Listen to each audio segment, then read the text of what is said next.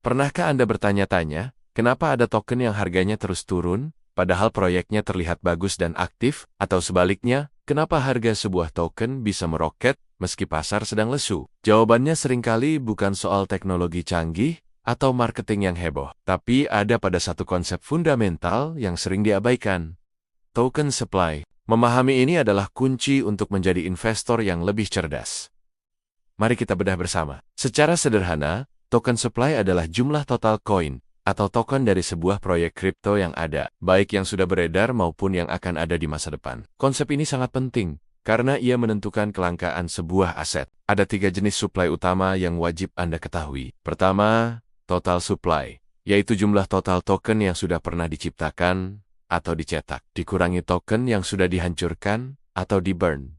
Kedua, circulating supply, atau supply yang beredar. Ini adalah jumlah token yang bisa diakses publik dan diperdagangkan di pasar. Biasanya, angka ini lebih kecil dari total supply, karena ada sebagian token yang mungkin dikunci untuk tim, investor avail, atau untuk tujuan pengembangan. Terakhir, ada max supply, yaitu batas maksimal jumlah token yang akan pernah ada. Tidak semua koin punya max supply. Contohnya, Bitcoin yang dibatasi hanya 21 juta koin, sedangkan Ethereum tidak memiliki batas maksimal. Selanjutnya, mari kita bicara tentang inflasi token. Sama seperti mata uang fiat, dalam dunia kripto juga ada inflasi. Ini terjadi ketika ada token-token baru yang terus-menerus diciptakan dan ditambahkan ke supply yang beredar. Dari mana datangnya token baru ini? Biasanya dari imbalan atau reward untuk para penambang, atau reward staking bagi mereka yang mengunci asetnya untuk mengamankan jaringan. Bisa juga dari emisi untuk validator jaringan, atau insentif untuk mendorong pertumbuhan ekosistem.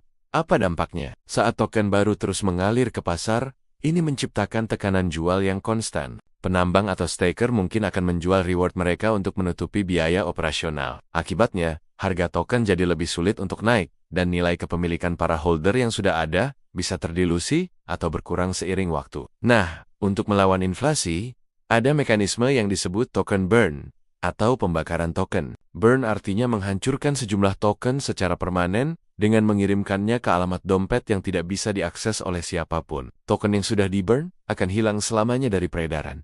Apa tujuannya? Pertama, untuk mengurangi supply yang beredar, sehingga membuat token yang tersisa menjadi lebih langka dan berpotensi lebih berharga. Ini juga cara efektif untuk menyeimbangkan laju inflasi dan menjaga nilai token dalam jangka panjang. Beberapa proyek kripto besar menerapkan mekanisme ini. Contoh terkenalnya adalah Binance Coin, atau BNB, yang secara rutin melakukan pembakaran token setiap kuartal. Contoh lain adalah EIP-1559 di jaringan Ethereum, di mana sebagian biaya transaksi dibakar, secara efektif mengurangi supply add secara terus-menerus. Pada akhirnya, harga sebuah token di pasar selalu ditentukan oleh hukum dasar ekonomi, penawaran dan permintaan, atau supply and demand. Hype dan berita positif memang bisa mendongkrak permintaan dalam jangka pendek, tapi jika supply token terus bertambah, tanpa diimbangi permintaan yang kuat, harga pasti akan tertekan. Sebaliknya, jika supply token berkurang, misalnya karena ada mekanisme burn yang agresif, sementara permintaan tetap atau bahkan meningkat,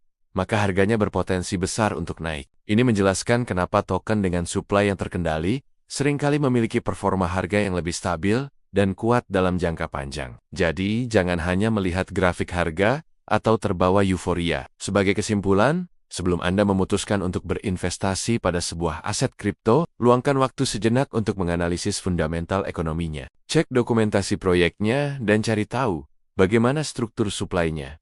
Apakah ada batas maksimal? Seberapa besar laju inflasinya? Dan dari mana sumbernya? Dan yang terpenting, apakah proyek tersebut memiliki mekanisme burn atau cara lain untuk mengendalikan supply? Ingat, dunia kripto bukan sekadar soal trading atau melihat grafik. Ini adalah sebuah sistem ekonomi digital yang kompleks. Dengan memahaminya, Anda bisa membuat keputusan investasi yang jauh lebih bijak. Terima kasih sudah menonton. Jangan lupa subscribe untuk konten edukasi lainnya.